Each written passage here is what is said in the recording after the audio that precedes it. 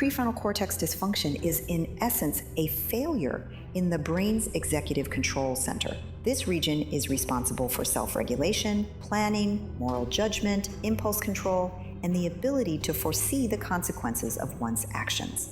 When this area is impaired, the brain functions without its natural braking system, like a car with an accelerator but no brakes. Decisions may still be made, but the capacity to stop, reflect, or restrain is severely diminished.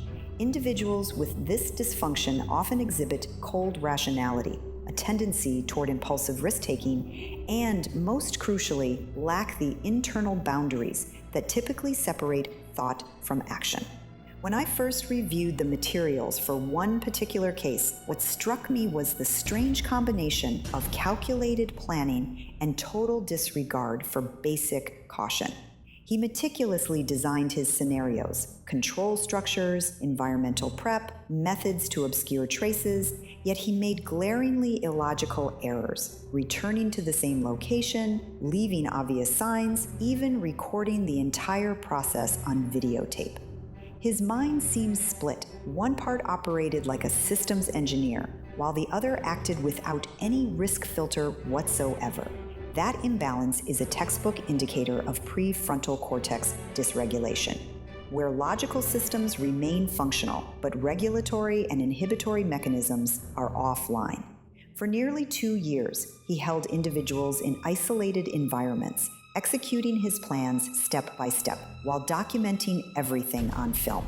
Each session began with the exact same phrase, almost like triggering a program sequence, evidence of highly automated thinking. During the investigation, I noticed a detail others had overlooked. He showed no signs of stress, even when the threat of exposure was at its peak.